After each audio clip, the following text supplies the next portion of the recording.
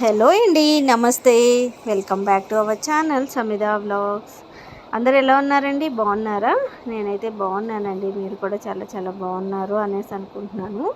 ఇక్కడ వచ్చేసి నేను ఇడ్లీ కోసం అయితే మినపప్పు, అలానే ఇడ్లీలో ఈరోజు నేను జొన్నలు అయితే వేస్తున్నాను. ఇడ్లీ రవ్వకు బదులు జొన్నలు అయితే వేస్తున్నాను అన్నమాట. కాబట్టి వీటిని ఒక 6 గంటల ముందుగా అయితే నానబెట్టుకోవాలి.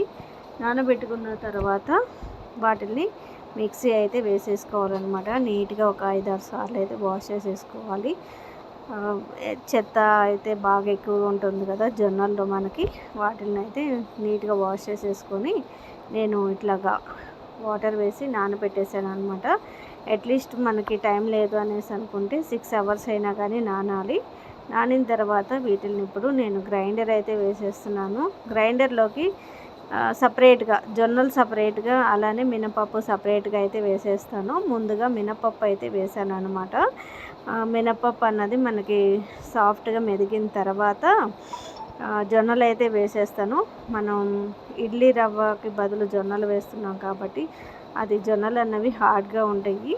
అందుకోసం అనేసి ఇక్కడ వేటికి అవి సపరేట్గా అయితే వేసేస్తున్నాను. ముందుగా ఇక్కడ మినపప్పు అయితే వేసాను కదా, మినపప్పు అయితే అయిపోయింది. ఇంకా వీటిని అయితే ఒక గిన్నెలోకి అయితే తీసేసుకుంటున్నాను.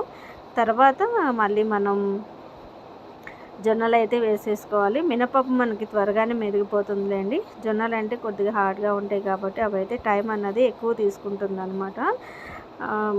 మనం 2 కలిపి వేసాము అనేసి అంటే మనకి మినపప్పు మాత్రం బాగా మెదిగిపోతుంది. కాకపోతే జొన్నలు మాత్రం అలాగ కచ్చపచ్చగా ఉండిపోతాయి కాబట్టి వేటికి అవి సపరేట్ వేసుకున్నాము అంటే ఈజీగా అయిపోతుంది.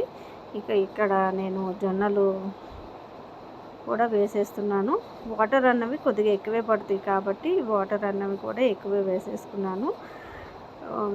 ఒక 12 అవర్స్ కనుక నానిని అనేసి అంటే మాత్రం త్వరగా మెదిగిపోతుంది. నేను 6 అవర్సే నానబెట్టేసాను కాబట్టి కొద్దిగా వాటర్ అన్నవి ఎక్కువ పడుతుంది. అలానే గ్రైండ్ అవ్వడానికి కూడా టైం అన్నది ఎక్కువ పడుతుంది అనమాట.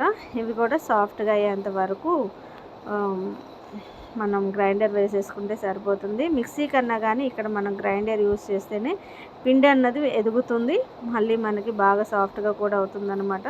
మిక్సీలో అంతసేపు వేసాము అనేసి అంటే మిక్సీ ఓవర్లోడ్ అయిపోతుంది కదండి. కాబట్టి బెస్ట్ వచ్చేసి ఎప్పుడైనా కానీ జొన్నలు వేసేటప్పుడు ఇలాగ గ్రైండర్ యూస్ చేసాము అనేసి అంటే మిక్సీ కూడా ఓవర్లోడ్ అవ్వకోకుండా ఉంటుంది. కాకపోతే కొద్దిగా టైం టేకింగ్, అలానే కొద్దిగా క్లీన్ చేసుకోవడానికి కూడా ఇబ్బంది అయితే ఉంటుందన్నమాట గ్రైండర్ తోటి.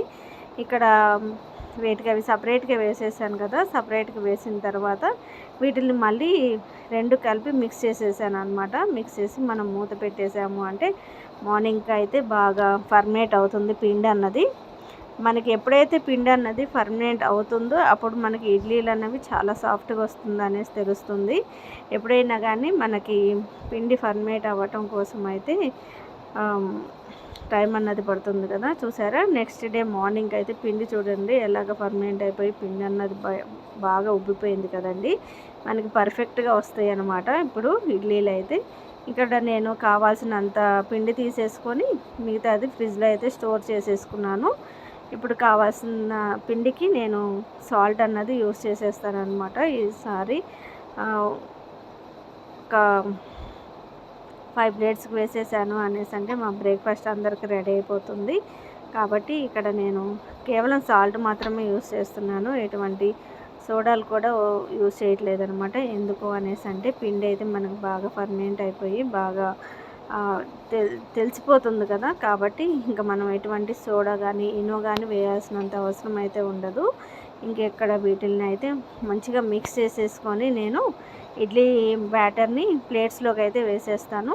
ముందు నేను వాటర్ అన్నది వేసేస్తాను అనమాట. ఇడ్లీ పాత్రలోకి వేసిన తర్వాత ప్లేట్స్కి ఆయిల్ కానీ గీ కానీ అప్లై చేయొచ్చు. కాకపోతే ఇంట్లో నెయ్యి అయితే లేదు కాబట్టి నేను ఈరోజు ఆయిల్, మనం కుకింగ్ ఆయిల్ ఉంటుంది కదా, ఆయిల్ని అప్లై చేసేసుకొని ప్లేట్స్కి మనం ఆ బ్యాటర్ అన్నది ప్లేట్స్లో వేసేసాము అనేసి అంటే సరిపోతుందన్నమాట. ఇడ్లీ అంటే ఒక్కసారి వేసేస్తే అందరు కడుపు నిండిపోతుంది కదండి. దోశలు కానీ ఇంకేమన్నా వేసాము అంటే గంటలు గంటలు స్టవ్ దగ్గర అయితే ఉండాల్సి వస్తుంది. ఇటువంటి ప్రాబ్లం అన్నది ఆడవాళ్ళకే తెలుస్తూ ఉంటుంది కదండి. ఇడ్లీ త్వరగా అయిపోతుంది, అలానే ఒకసారి వేసాము అనేసి అంటే అందరు బ్రేక్ఫాస్ట్ కూడా రెడీ అయిపోతుంది అనేసి అనిపిస్తుంది అనమాట నాకు.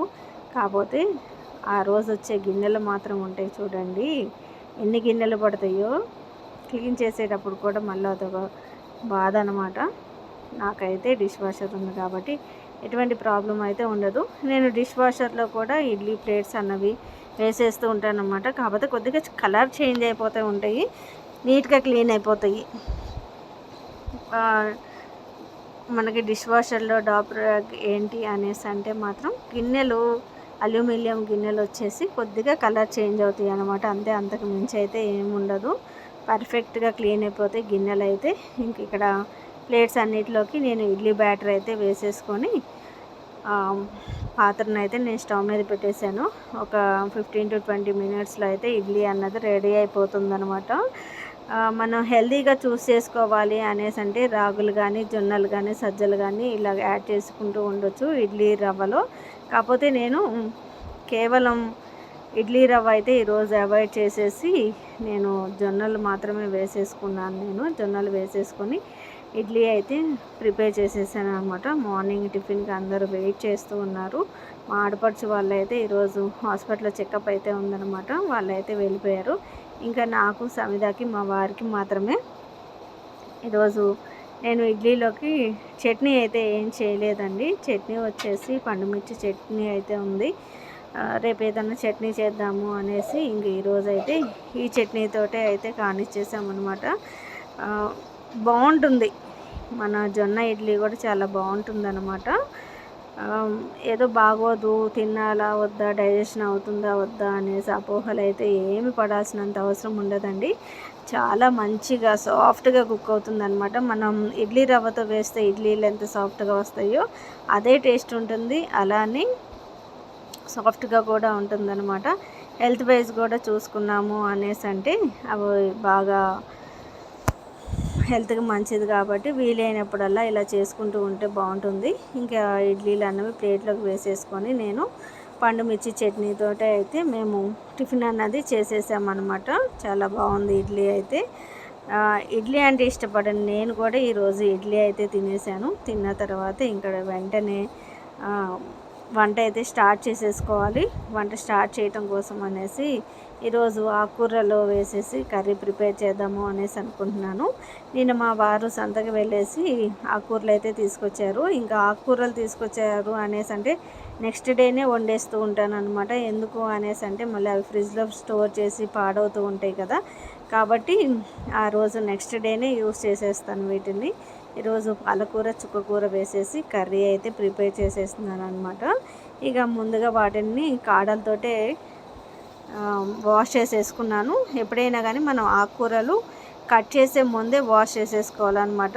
ముందుగా మనం కట్ చేసిన తర్వాత వాష్ చేసాము అనేసి అంటే దాంట్లో ఉన్న విటమిన్స్ అన్నీ పోతాయి కాబట్టి ఎప్పుడైనా కానీ ఆకుకూరలు కడిగిన తర్వాతే కట్ చేసుకుంటాను.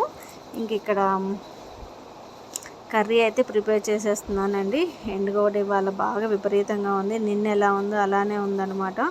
అసలుకి గాలి అయితే ఆడట్లేదు. నిన్న అయితే మేము వచ్చేసి 4 times ఏమో స్నానం చేసినట్టున్నాము. ఆ ఎండకి బయటికి వెళ్ళాం కదా నిన్న.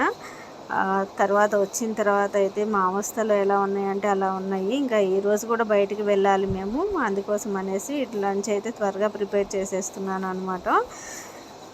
పాలకూర చుక్కకూర కర్రీ అయితే చాలా బాగుంటుందండి. ఆకుకూరలు ఇష్టపడిన వాళ్ళు కూడా ఇదేం కూర అనేసి కూడా గుర్తుపట్టరు అనమాట, అంత టేస్టీగా ఉంటుంది.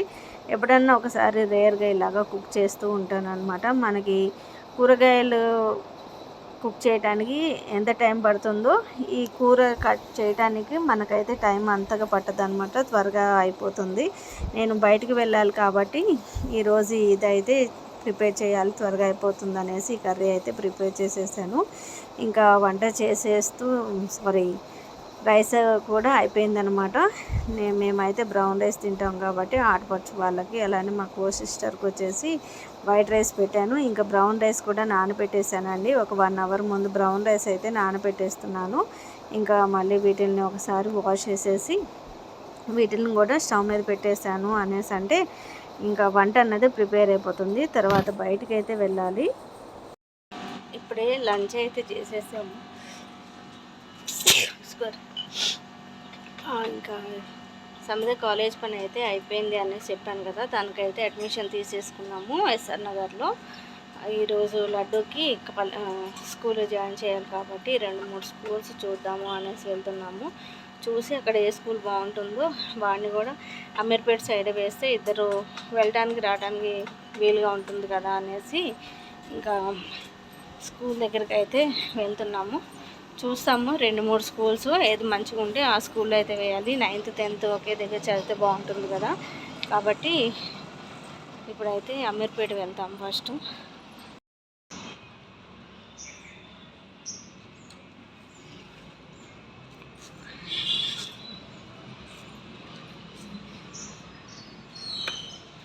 ప్రశాంతంగా ఉంది.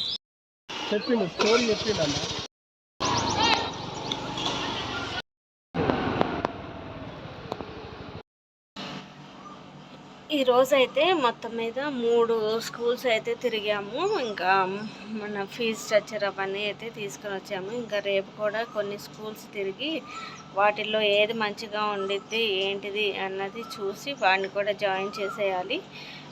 స్కూల్లోనే బుక్స్ అయితే ఉంటాయి కదా, యూనిఫామ్ బుక్స్ అయితే స్కూల్లోనే ఇస్తారు. అదైతే ప్రాబ్లం ఏమి ఉండదులేండి, ఎక్కడైనా కానీ అదే ఉంది కదా. ఇంకా ముందు మెయిన్ స్కూల్ అయితే చూడాలి. 2 years ఒకే స్కూల్లో ఉండాలి కాబట్టి వాడు మంచి స్కూల్లోనే చూసి లేట్ అయినా కానీ వేద్దాము అనేసి అనుకున్నాము. అందుకే టైం ఉంది కదా, June 12th నుంచి కదా స్కూల్స్. ఈలోపు మంచి స్కూల్స్ చూసి వాడినైతే స్కూల్ అయితే జాయిన్ చేసేయాలి. సమిదది అయితే అయిపోయింది. ఇంకా సమిదకి ఫీజు కూడా పే చేసేసామన్నమాట. సమిద అయితే కాలేజ్కి వెళ్ళిపోవచ్చు. ఇంకా వీటిదే ప్రాబ్లం అయితే ఉందన్నమాట. టైం అయితే ఉందిలేండి, అంత కంగారు అయితే ఏం లేదు. ఇంకా కొన్ని డేస్ అయితే ఉంది కదా, ఈ లోపు అయితే చూడాలి. మళ్ళీ రేపు కూడా బయలుదేరి అయితే వెళ్ళేసి మళ్ళీ కొన్ని స్కూల్స్ చూడాలి. దగ్గరలో కావాలి, కాకపోతే మంచి స్కూల్ కావాలి అన్న థాట్లో అయితే ఉన్నామన్నమాట మేము. దగ్గర అంటే చిన్న చిన్న స్కూల్స్ ఉన్నాయి. మళ్ళీ దాంట్లో స్టడీ ఎలా ఉంటుందో ఏంటిదో తెలియదు కాబట్టి ఆలోచించడం అవుతుందన్నమాట. లేట్ అయినా కానీ మంచి స్కూల్లోనే వేద్దాము అన్న ఆలోచనతో అయితే ఉన్నాం. మరి చూడాలి, రేపు కూడా వెళ్ళాల్సి వస్తుంది. బయటికి వెళ్ళేసి కొన్ని స్కూల్స్ అయితే చూసేసి వస్తాను. ఈరోజు అమీర్పేట తిరిగాము, బేగంపేట వెళ్ళాము, అలానే ఇక్కడ ఎల్లారెడ్డిగూడ కాదు చింతల బస్తీ వెళ్ళినట్టున్నాము. ఇంకా ఎల్లారెడ్డిగూడ, యూసఫ్గూడ ఇవైతే రేపు వెళ్దాము అనేసి అన్నారు మా వారు. ఇంకా రేపు అవి చూసేసి అన్నిట్లో ఏ స్కూలు ఎలా ఉంటుందో ఏంటిది అన్నది చూసి వాడిని స్కూల్లో అయితే జాయిన్ చేసేయాలన్నమాట.